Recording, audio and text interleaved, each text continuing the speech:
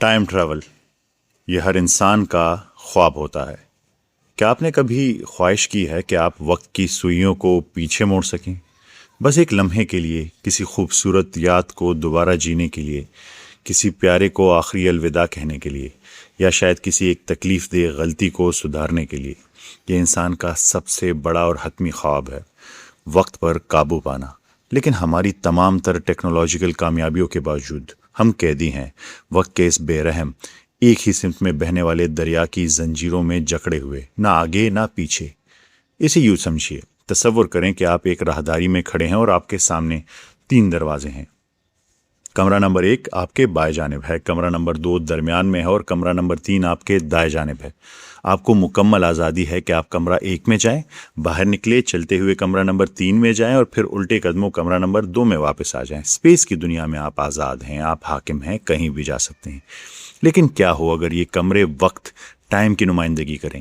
کیا ہو اگر کمرہ 1 آپ کا ماضی ہو، کمرہ 2 حال ہو اور کمرہ 3 مستقبل؟ اچانک ماضی اور مستقبل کے دروازوں پر بھاری تالے لگ جاتے ہیں۔ آپ کمرہ 2 یعنی حال میں پھنس چکے ہیں اور آپ کو نہ چاہتے ہوئے بھی مسلسل آگے کمرہ 3 کی طرف گھسیٹا جا رہا ہے۔ ایسا کیوں ہے کہ ہمیں اسپیس میں آزادانہ حرکت کرنے کی اجازت ہے، لیکن ہم وقت کی زنجیروں میں اتنی بے دردی سے جکڑے ہوئے ہیں کہ ان زنجیروں کو توڑنا، جسے ہم ٹائم ٹریول کہتے ہیں، واقعی ممکن ہے؟ اس کا جواب دینے کے لیے میں آپ کو حقیقی دنیا کے ایک خاص لمحے میں لے چلتا ہوں۔ اسٹیفن ہاکنگ کے زیر اہتمام ایک ٹائم ٹریول پارٹی۔ تاریخ 28 جون 2009، وقت ہے دوپہر کے ٹھیک 12 بجے۔ مقام ہے کیمبرج یونیورسٹی کا ایک شاندار اور پرسکون کمرہ۔ غباروں پر بڑے فخر سے لکھا ہے ٹائم ٹریولرز کو خوش آمدید۔ ایک میز انتہائی خوبصورتی سے سجی ہے جس پر برف میں رکھی گئی مہنگی شیمپین اور شاندار کھانوں کی پلیٹیں سجی ہوئی ہیں۔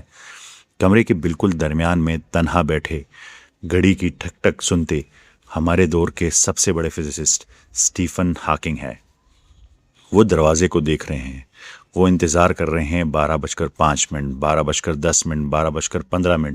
برف پگھلنا شروع ہو جاتی ہے۔ کوئی شخص دروازے سے اندر پارٹی میں داخل نہیں ہوتا۔ یہ عظیم اور ذہین انسان ایک ایسی پارٹی کیوں دے رہا ہے جس میں کوئی مہمان نہیں تھا؟ اس کے پیچھے ایک کمال کی منطق تھی۔ اسٹیفن ہاکنگ نے اس پارٹی کے دعوت نامے اس وقت تک نہیں بھیجے جب تک کہ پارٹی مکمل طور پر ختم نہیں ہوگی، یعنی انویٹیشن پارٹی کے بعد۔ ان کا آرگومنٹ یہ تھا کہ اگر بیکورڈ ٹائم ٹریول کی ٹیکنالوجی کبھی ایجاد ہو گئی، چاہے آج سے 10 لاکھ سال بعد ہی کیوں نہ ہو، تو مستقبل میں کسی کو یہ انویٹیشن جو بعد میں بھیجا گیا وہ ملے گا۔ وہ اپنی ٹائم مشین میں بیٹھے گا اور 28 جون 2009 کی دوپہر ٹھیک 12 بجے اس دروازے سے اندر داخل ہو جائے گا۔ لیکن کوئی نہیں آیا۔ ہاکنگ تنہا بیٹھے رہے۔ ان کے چہرے پر ایک ہلکی سی مسکراہٹ تھی، کیونکہ وہ بھی تاریخ کا ایک انتہائی شاندار اور گہرا تجربہ کر چکے تھے۔ وہ عملی طور پر یہ ثابت کرنا چاہتے تھے کہ فزکس کے قوانین ہمیں سرگوشی میں کیا بتاتے ہیں، کہ ماضی میں سفر کرنا ناممکن ہے۔ Past is protected. اس سے پہلے کہ ہم مزید آگے بڑھیں، فارورڈ کی بات کریں، یہ جاننا ضروری ہے کہ ٹائم ٹریول وقت کے مختلف حصوں کے درمیان سفر کرنے کا تصور ہے، بالکل ویسے ہی جیسے ہم اسپیس میں ایک جگہ سے دوسری جگہ سفر کرتے ہیں۔ اسے 2 اقسام میں تقسیم کیا گیا ہے: بیکورڈ ٹائم ٹریول، ماضی میں جانا، اور فارورڈ ٹائم ٹریول یعنی مستقبل میں چھلانگ لگانا۔ سائنس ہمیں بتاتی ہے کہ کائنات نے ماضی میں واپس جانے پر سختی سے پابندی لگا رکھی ہے۔ اگر آپ ماضی میں جا کر اپنے دادا دادی کی شادی کو روک دیں تو آپ کبھی پیدا ہی نہیں ہوں گے، لیکن اگر آپ کبھی پیدا ہی نہیں ہوئے تو آپ انہیں روکنے کے لیے وقت میں پیچھے کیسے جا سکتے ہیں؟ اسے مشہور گرینڈ فادر پیراڈاکس کہا جاتا ہے۔ اسٹیفن ہاکنگ نے اپنا مشہور نظریہ کرونالوجی پروٹیکشن کنجیکچر پیش کیا۔ انہوں نے تجویز دی کہ کائنات میں ایک خودکار دفاعی نظام موجود ہے، کہ فزکس کے قوانین فعال طور پر ماضی کو کسی بھی چھیڑ چھاڑ سے بچاتے ہیں تاکہ تاریخ مکمل طور پر محفوظ رہے۔ ماضی ایک ایسا تہہ خانہ ہے جس پر مضبوط تالا لگ چکا ہے۔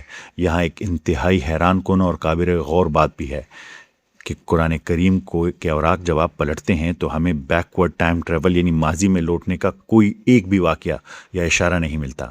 جہاں قرآن کریم ہمیں مستقبل میں جانے اور وقت کے سست پڑ جانے یعنی ٹائم ڈائلیشن کی ایسی دنگ کر دینے والی مثالیں دیتا ہے جنہیں آج کی سائنس بھی تسلیم کرتی ہے، جس کا ذکر ہم آگے کریں گے، وہی ماضی میں جا کر کسی غلطی کو سدھارنے یا تاریخ بدلنے کا تصور قرآن کریم میں سر سے موجود ہی نہیں ہے.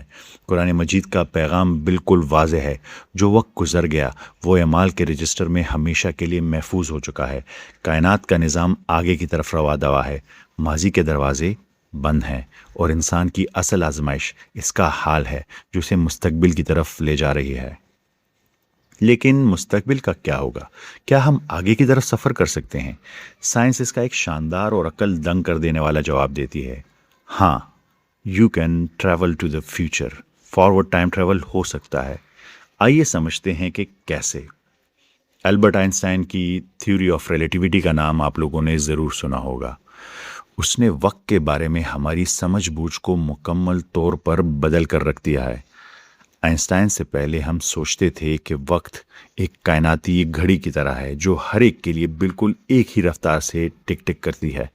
آئنسٹائن نے ثابت کیا کہ وقت ایک چادر ہے، ایک فیبرک کی طرح ہے، اور اسے کھینچا جا سکتا ہے، موڑا جا سکتا ہے، سکیڑا جا سکتا ہے. اس نے ہمیں مستقبل میں سفر کرنے کی دو چابیاں دی. ایک، رفتار، سپیڈ.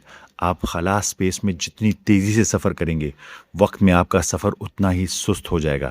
اگر آپ روشنی کی 99% رفتار سے اڑنے والے خلائی جہاز میں زمین سے نکل جائیں اور آپ کو لگے کہ 5 سال گزرے ہیں، تو جب آپ واپس آئیں گے تو زمین پر 50 سال گزر چکے ہوں گے. آپ کی عمر میں زیادہ اضافہ نہیں ہوا، لیکن آپ کا خاندان بوڑھا ہو چکا ہے. آپ نے عملی طور پر مستقبل کا سفر کیا، یعنی ٹائم ٹریول کیا. دوسرا ہے گریوٹی. بھاری اور بڑی جسامت والی اشیاء وقت کو موڑ دیتی ہے. اگر آپ اپنی خلائی جہاز کو کسی بہت بڑے بلیک ہول کے قریب کھڑا کر دیں، جیسے انٹرسٹیلر مووی میں تھا، تو اس کی شدید کشش ثقل کی وجہ سے آپ کا وقت زمین کے مقابلے میں انتہائی سست ہو جائے گا. بلیک ہول کے قریب گزارا گیا 1 گھنٹہ زمین پر 7 سال کے برابر ہو سکتا ہے. آپ نے انٹرسٹیلر مووی میں دیکھا ہوگا. ایک حقیقی ٹائم ٹریولر کی کہانی سنیے. یہ صرف ایک نظریاتی بات نہیں ہے، لیکن ہمارے پاس سب سے پہلے حقیقی ٹائم ٹریول موجود ہے. روسی ایسٹروناٹ سرگائے کیرکالیف کو ہی دیکھ لیجئے. انہوں نے خلا میں 803 دن گزارے اور وہ 17,500 میل فی گھنٹہ کی حیرت انگیز رفتار سے زمین کے گرد چکر لگاتے رہے. چونکہ وہ اتنے لمبے عرصے تک اتنی تیزی سے رفتار سے حرکت کر رہے تھے، زمین پر موجود ہمارے وقت کے مقابلے میں ان کا وقت حقیقتاً تھوڑا سا سست ہو گیا تھا. جبکہ جب وہ واپس آئے تو 0.0 سیکنڈ مستقبل میں سفر کر چکے تھے. یہ 1 سیکنڈ کا محض ایک چھوٹا سا حصہ ہے، لیکن یہ اس بات کا قطعی اور مستند سائنسی ثبوت ہے کہ فارورڈ ٹائم ٹریول حقیقت ہے. ایک اور طریقہ بھی ہے ان دو کے علاوہ، جسے ایگزوٹک میٹر کہتے ہیں. سائنسدان ایگزوٹک میٹر کے بارے میں بھی یہ بات کرتے ہیں کہ یہ ایک منفی کمیت والا پراپرٹیز والا ایک عجیب و غریب مادہ ہے جو نظریاتی طور پر ورم ہول کو کھلا رکھ سکتا ہے، جو خلا اور وقت کے درمیان شارٹ کٹ کا راستہ کام کرتے ہیں. لیکن فی الحال یہ مکمل طور پر میتھمیٹیکل بیسس پہ ہے. آئنسٹائن نے 20ویں صدی میں وقت کی ریلیٹیوٹی اور اس کے مڑنے کے بارے میں جو کچھ دریافت کیا، قرآن مجید نے اسے 1400 سال پہلے بیان کر دیا تھا. انتہائی خوبصورتی سے اور گہرائی کے ساتھ بیان کر دیا تھا. آئیے سورہ بقرہ کی آیت نمبر 259 کی طرف چلتے ہیں، جو ایک شخص کی انتہائی دلچسپ اور سبق آموز واقعے کا ذکر کرتی ہے، جنہیں حضرت عزیر علیہ السلام کے نام سے جانا جاتا ہے.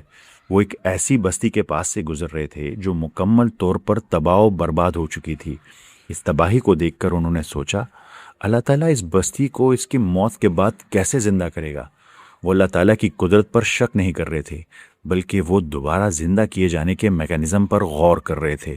زندگی، موت اور خود وقت پر اللہ تعالیٰ کی قدرت کی حقیقت دکھانے کے لیے اللہ تعالیٰ نے انہیں پورے 100 سال کے لیے سلا دیا.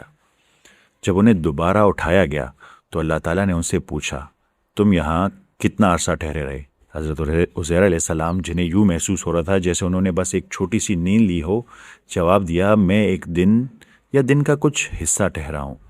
پھر اللہ تعالیٰ نے وہ حیرت انگیز حقیقت عیا کی، نہیں بلکہ تم 100 سال تک اسی حال میں رہے ہو. لیکن یہاں آ کر قرآن کریم کی فزکس انسان کو ورطہ حیرت میں ڈال دیتی ہے۔ اللہ تعالیٰ نے انہیں دو چیزوں کی طرف دیکھنے کا حکم دیا۔ ایک، ان کا کھانا اور پانی، وہ بالکل تازہ تھے، وہ نہ تو خراب ہوئے تھے اور نہ ہی ان میں کوئی تبدیلی آئی تھی۔ اس کھانے کے لیے وقت بالکل صفر رہا، یعنی وقت گزرا ہی نہیں۔ دوسرا، ان کا گدھا، وہ گل سڑ کر خشک ہڈیوں میں تبدیل ہو چکا تھا۔ گدھے کے لیے پورے 100 سال گزر چکے تھے۔ ایک ہی مخصوص جگہ پر اللہ تعالیٰ نے ٹائم ڈائلیشن کا ایک شدید ترین اور حیرت انگیز مظاہرہ کیا۔ حضرت عزیر علیہ السلام اور ان کے کھانے کی بایولوجیکل گھڑی مکمل طور پر رک چکی تھی، جبکہ دنیا کے وقت کی گھڑی اور ان کا گدھا ایک صدی آگے فاسٹ فارورڈ جا چکے تھے۔ وہ ایک دن بوڑھے ہوئے بغیر 100 سال بعد مستقبل میں بیدار ہوئے۔ حضرت عزیر علیہ السلام کا واقعہ محض ایک معجزہ نہیں بلکہ فارورڈ ٹائم ٹریول یعنی مستقبل کے سفر کی ایک انتہائی واضح مثال ہے۔